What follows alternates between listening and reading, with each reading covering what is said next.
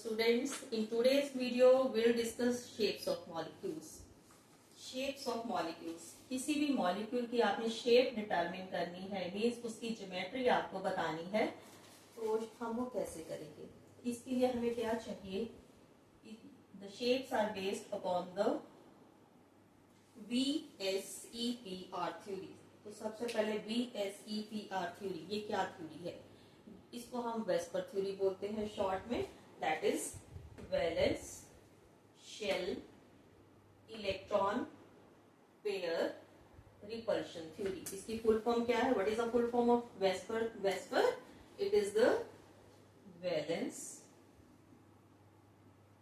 Shell electron pair repulsion theory. अब VSEPR theory हमें क्या बताती है? वेस्पर थ्योरी ये कहती है the shapes of molecules depends upon the valence electrons which are present in the valence shell around the central atom. आपका जो सेंट्रल एटम है उसके वैलेंस शेल के अंदर कितने वैलेंस इलेक्ट्रॉन्स हैं? सो ये जो वैलेंस इलेक्ट्रॉन्स हैं ये डिटरमिन करते हैं shapes of molecules. First clear है ये पॉइंट? हमारी शेप्स किसके ऊपर डिपेंड करती है? The number of valence electrons which are present in the central atom. अब ये जो वैलेंस इलेक्ट्रॉन्स हैं ये एक दूसरे को रिपेल करते हैं. क्यों रिपेल करते हैं? बिकॉज इनके ऊपर नेगेटिव चार्ज होता है, तो same charge is always repel each other. तो रिपल्शन से एक और चीज आती है हमारे माइंड में. अभी हमने बहुत सारी ज्योमेट्रीज शेप्स बनाते रहते हैं. जब भी हम कोई एग्जाम्पल देते हैं तो हम उसमें बात करते हैं कि ये उसके लोन पेयर हैं. तो हम देखते हैं कि सेंट्रल एटम्स जो हैं उनके ऊपर लोन पेयर होते हैं. No what are lone pairs?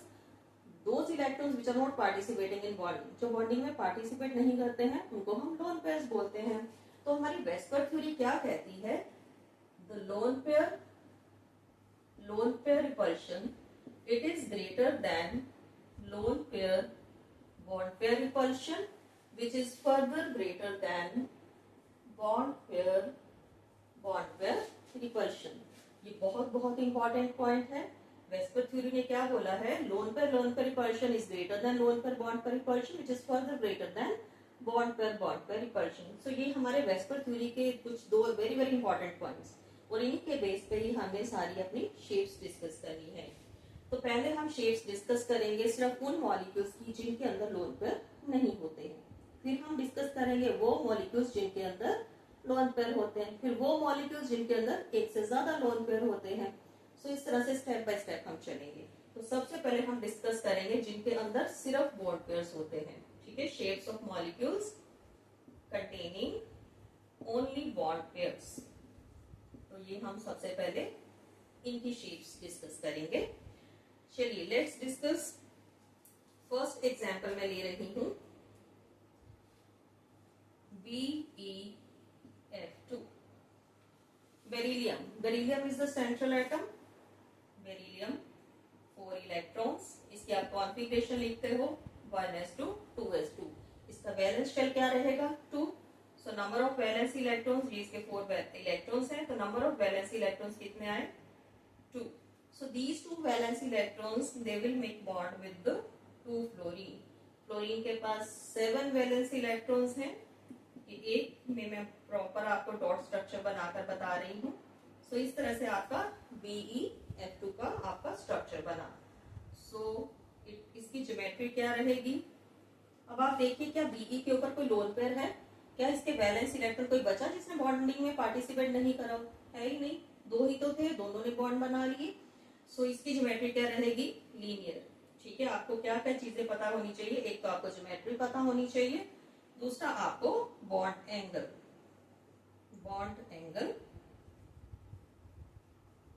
Linear shape है तो बॉन्ड एंगल क्या रहता है? हमेशा 180 डिग्री. ठीक है?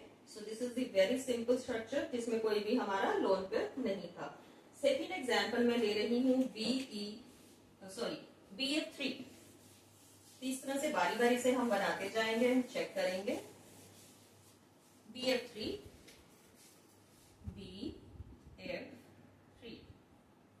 Boron. Number of valence electrons check करिए 1s2 2s2 2p1. ये हमारा वैलेंस शेल रहा। कितने वैलेंस इलेक्ट्रॉन्स हुए? 3। यही स्ट्रक्चर बनता है। मैंने 3 उसके वैलेंस इलेक्ट्रॉन्स बनाए, उन्होंने 3 फ्लोरीन के साथ बॉन्डिंग करी। क्या इसके ऊपर कोई लोन पेयर बचा है? नहीं। तो ये हमारी BF3 की हमारी शेप बनी, और इस शेप को हमने क्या नाम दिया है? Trigonal planar geometry. ये हमारी ट्राइगोनल प्लेनर ज्योमेट्री होती है, और बॉन्ड एंगल कितना होता है? 120 degree. Bond angle 120 degree, and this is the shape of BF3. Next example is CH4 carbon 6 1s2 2s2 2p2। ये हमारा वैलेंस शेल रहा, और इसके 4 वैलेंस इलेक्ट्रॉन्स हैं। These 4 electrons will make 4 bonds with hydrogen atom। Clear? कोई भी loan पर नहीं बचा। इसकी शेप क्या रहती है? इस शेप को हम नाम देते हैं टेट्राहेड्रल शेप, टेट्राहेड्रल ज्योमेट्री, और इसका बॉन्ड एंगल होता है 109.5 डिग्री। ये हमारी CH4। किसी में भी आपने देखा, किसी में भी लोन पेयर नहीं है। Each structure is having only bond pair. So next example is PCl5। Next example हम ले रहे हैं PCl5 का phosphorus। So how many valence electrons are in phosphorus? Let's check। मेरा मॉलिक्यूल है PCl5, phosphorus atomic number 15। अगर आप इसकी कॉन्फ़िगरेशन लिखते हो अकॉर्डिंग टू आपकाउ, ये तो सभी को आता होगा। It is 3s2 3p3। साथ साथ आपको लिखकर बता रही ताकि आपको वर्ब की रिकैप्चुलेशन भी हो जाए। सो ये रहा हमारा valence shell. Number of valence electrons कितने हैं हमारे? 5। अब मुझे फास्फोरस के आसपास 5 इलेक्ट्रॉन्स को एडजस्ट करना है। 1 2 and 3।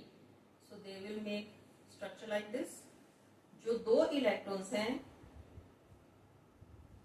ठीक है, पहले तो एक क्लोरीन एडजस्ट होगा। यहाँ पर Cl ले रहा है हमने, तो Cl1, दूसरा Cl यहाँ, तीसरा Cl यहाँ, एक ऊपर है और एक नीचे है। ठीक है, तो ये हमने इस तरह से स्ट्रक्चर बनाया है। So this is the geometry of PCl5। अब आपने देखा कि ये थोड़ी सी डिफरेंट ज्योमेट्री है। इसमें किस तरह के बॉन्ड बन रहे हैं? 3 PCl बॉन्ड हैं, ये वाले। ये जो 3 बॉन्ड हैं ये एक तरह के हैं, और ये जो ऊपर नीचे 2 बॉन्ड हैं P और Cl के बीच में, ये डिफरेंट टाइप के हैं। ये जो 3 कॉर्नर्स पे बने हैं, ये हमारे कौन से बॉन्ड हैं? Equatorial bond. इनको हम क्या बोलते हैं? Equatorial bond. और ये जो 2 up and below the plane है which are perpendicular to each other, they are called axial bond. ठीक है, तो 2 डिफरेंट टाइप के आपको बॉन्ड्स यहाँ पर नजर आए हैं। तो ये जो 3 आपके PCl बॉन्ड हैं, they will make bond angle 120 degree, और ये जो 2 PCl हैं, they will make bond angle 90 degree. 2 तरह के बॉन्ड हैं और दोनों के ही बॉन्ड एंगल्स अलग अलग हैं। अब इस ज्योमेट्री का हमारा नेम क्या है? It is trigonal bi pyramidal geometry. इस ज्योमेट्री का नेम क्या रहेगा? Trigonal bi pyramidal geometry. तो ये था हमारा PCl5। तो इसमें भी आपको कहीं लोन पर नजर आया? No. Let's take example of SF6 sulphur. Sulphur atomic number 16। Configuration लिखिए जल्दी से इसकी। 1s2 2s2 2p6 3s2 3p4। So number of valence electrons कितने आए हमारे? 6। So let's draw the shape of SF6। ये हमारी सल्फर की इलेक्ट्रॉनिक अरेंजमेंट के बेस पर हमने शेप बना दी है। इस शेप का नेम क्या है?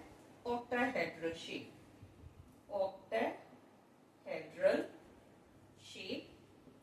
एंड सारे के सारे जो बॉन्ड एंगल हैं इसमें क्या रहते हैं? 90 degree. Octahedral shape with bond angles 90 degree. Next example हम ले रहे हैं IF7। IF7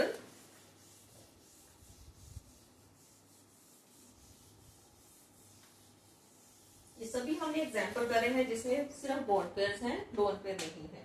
सो IF7।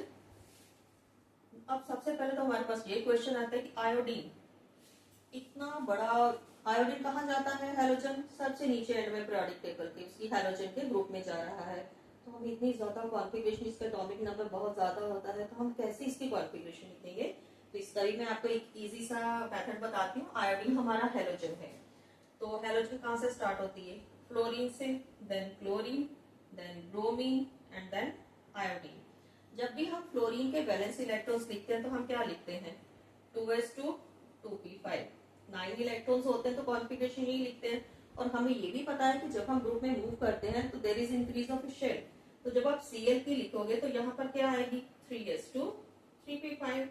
और अगर आप ब्रोमीन की लिखोगे तो क्या होगा? हर बार आपने एक एक शेल बढ़ाते जाना है, तो यहाँ पर क्या आ गया? 4s2 4p5।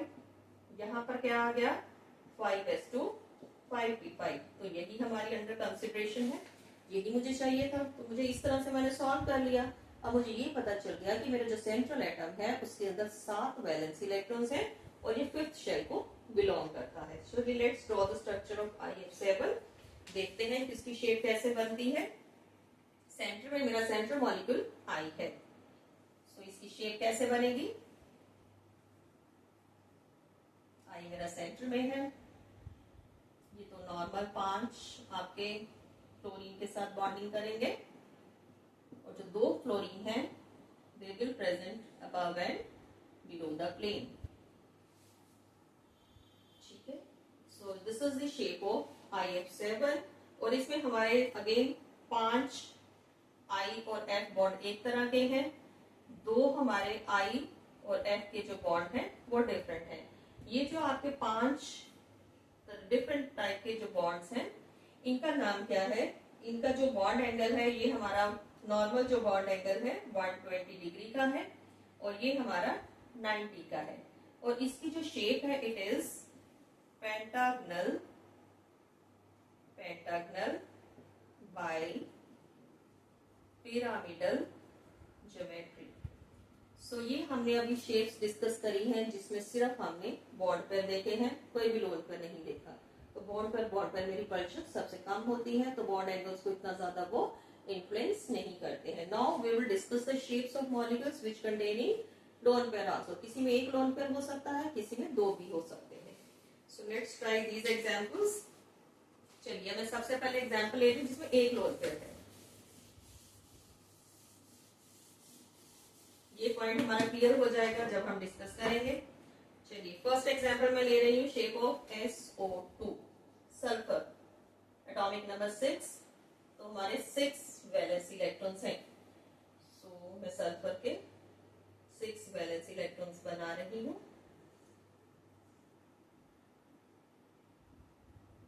इलेक्ट्रॉनिक अरेंजमेंट मैंने लिख दिया है। सो कुछ इस तरह से अरेंजमेंट आया, ये उसका लोन पेयर। अब हमें क्लियरली नजर आ रहा है सल्फर के ऊपर लोन पेयर है। तो यहाँ पर देखिए हमने क्या लिखा है? Lone pair repulsion is greater than lone pair bond pair repulsion. तो अब यहाँ पर लोन पेयर 2 लोन पेयर नहीं है, बट यहाँ पर लोन पेयर और बॉन्ड पेयर की रिपल्शन है, मींस एक दूसरे को पुश कर रहे, रिपेल कर रहे हैं। तो जब ये और ये एक दूसरे को रिपेल करेंगे तो ये थोड़ा सा पास में आ जाएंगे। ठीक है, जब आप एक दूसरे किसी को धक्का मारते हो, आप पुश करते हो, तो वो बेचारा उधर को थोड़ा सा मूव कर जाता है ना, तो ये वाला बॉन्ड थोड़ा सा इधर शिफ्ट हो जाएगा। इस तरह से ये वाला भी थोड़ा सा इधर शिफ्ट हो जाता है। तो इसकी रिपल्शन से क्या होगा? इसकी रिपल्शन से क्या है? इसकी शेप क्या रहेगी? एंगुलर और बेंट या वी शेप भी लिख सकते हो आप।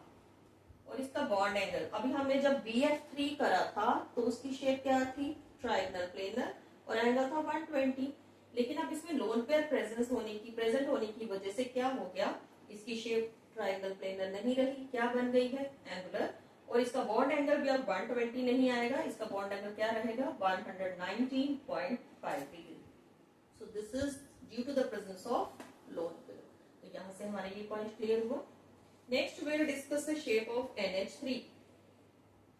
NH3 नाइट्रोजन 5 वैलेंस इलेक्ट्रॉन्स हैं, हमने 5 बना दिए, and 3 hydrogens, 1 lone pair is again, ये हमारा लोन पेयर है जो नाइट्रोजन के ऊपर है।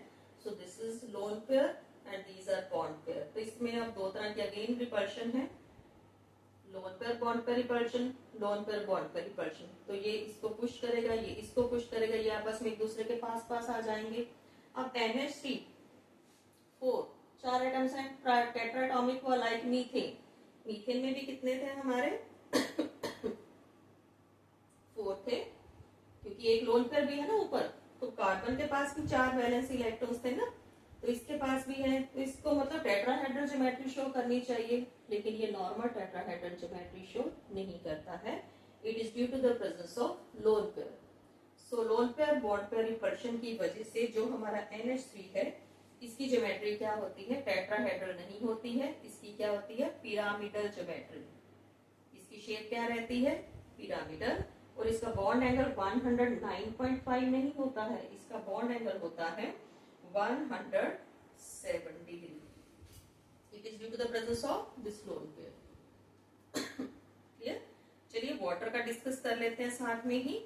वाटर में ऑक्सीजन हमारा सेंट्रल एटम है, वो ऑक्सीजन के पास 6 वैलेंसी इलेक्ट्रॉन्स हैं, तो 2 आपके वैलेंसी इलेक्ट्रॉन्स तो हाइड्रोजन के साथ बॉन्डिंग कर लेते हैं, और ये आपके 2 लोन पेयर बचते हैं। अब आपके वाटर के स्ट्रक्चर में जरा चेक करिए, लोन पेयर रिपल्शन भी प्रेजेंट है, lone pair bond pair repulsion भी प्रेजेंट है, बॉन्ड पेयर रिपल्शन भी प्रेजेंट है। तो आपके वाटर के स्ट्रक्चर में ये तीनों तरह की रिपल्शन एग्जिस्ट करती हैं। तो एक रिपल्शन की वजह से हमारा बॉन्ड एंगल देखो 109.5 से 107 पर पहुंच गया। अगर 2 लोन पेयर आ गए हैं तो हमारे बॉन्ड एंगल पे कितना असर होगा, इसका बॉन्ड एंगल कितना है 104.5 डिग्री। तो ये भी टेट्राहेड्रल ज्योमेट्री नहीं है due to the presence of lone pair. इसको हम डिस्टॉर्टेड टेट्राहेड्रल भी बोलते हैं, और इसको हम बेंट शेप भी बोलते हैं। So this is the effect of presence of lone pair. Let's take few more example. SF4 SF4 भी काफी इंपॉर्टेंट है, इसके MCQs में भी क्वेश्चन आते हैं। SF4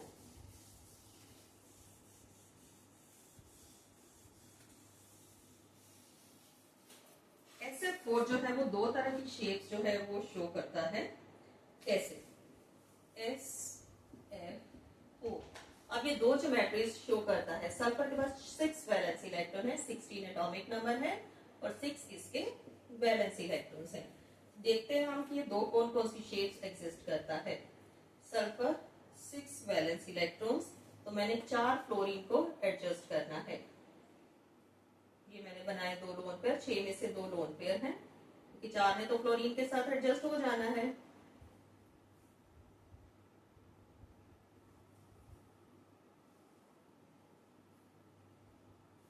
इसके लोन पेयर है, और ये 4 हमारे fluorine. It is lone pair. दूसरी पॉसिबिलिटी क्या है इसकी शेप की,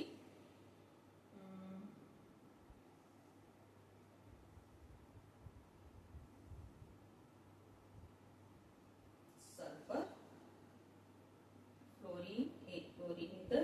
अब इसमें लोन पेयर मैंने इस तरफ बना दिया है, ठीक है, ये उसकी दूसरी पॉसिबिलिटी हो गई। पहले वाले में मैंने लोन पेयर यहां बनाया, दूसरे वाले में मैंने लोन पेयर इस तरफ बना दिया है। ये जो लोन पेयर है ये आपका कौन सी पोजीशन पर है, इक्वेटोरियल। ये आपका जो लोन पेयर है ये कौन सी पोजीशन पर है, ये एक्सियल पोजीशन पर है। अब आप सोचिए कि इन दोनों ज्योमेट्रीज में से रिपल्शन किसकी ज्यादा है, इक्वेटोरियल में रिपल्शन ज्यादा है या एक्सियल में ज्यादा है। Repulsion is maximum in axial, so ये आपकी जो ज्योमेट्री है it is less stable. Repulsion है, इसमें भी है, ये नहीं कि इसमें रिपल्शन नहीं है, रिपल्शन है, but it is very far from other fluorine atoms. तो इसमें रिपल्शन है बट थोड़ी सी कम है, so it is more stable. तो ये ज्योमेट्री ज्यादा स्टेबल है। आपको कई बार ज्योमेट्रीज ड्रॉ करने की आती है, तो आपसे पूछा जाता है क्वेश्चन के why this geometry is more stable, because here lone pair is present at the equatorial position and it is very far away, so it shows repulsion but very much less than the lone pair on this geometry, so it is stable। तो इस geometry की shape क्या है, इस geometry को हमने बड़े सारे नेम दिए हैं। इसको हम सीसा शेप भी बोलते हैं, then distorted tetrahedral, distorted tetrahedral भी बोल सकते हो इसको आप, distorted tetrahedral shape. And third, इसको हम फोल्डेड स्क्वायर भी बोलते हैं, फोल्डेड स्क्वायर शेप। तो 3 शेप्स हमने इसकी डिसाइड करी हैं। So this geometry is very much stable then this geometry. और इसके आप बॉन्ड एंगल चेक करिए जरा, इसकी शेप को देखे कुछ रिजेम्बलेंस लग रही कि हमने ऐसा ऐसा कहीं और पढ़ा था। PCL5 की ज्योमेट्री करी थी तो उसमें हमने 2 बॉन्ड एंगल्स करे थे कि 3 जो PCL हैं वो 120 का बनाते हैं और जो 2 हैं वो 90 का बनाते हैं। अब इसमें हमने क्या देखा है कि 3 जो हैं आपके SF वो आपका बॉन्ड एंगल बना रहे हैं 119 का, और जो 2 हैं वो आपका बॉन्ड एंगल बना रहे हैं 89 डिग्री का। ठीक है, so it is all due to the repulsion. So ये थी हमारी shapes of molecules on the basis of VSEPR theory, and these shapes are very important क्योंकि इन शेप्स ने आगे जाके हमें चैप्टर में बहुत काम आना है, इसीलिए हमने पहले शेप्स डिस्कस करी है। In next video will discuss बहुत सारी नई नई चीजें और इंटरेस्टिंग चीजें हम पढ़ेंगे। आपका ये चैप्टर बहुत ज्यादा इंपॉर्टेंट एंड बहुत ज्यादा इंटरेस्टिंग भी है। सो आई होप सारी की सारी शेप्स आपको क्लियर है। This is all about for this video. Thank you.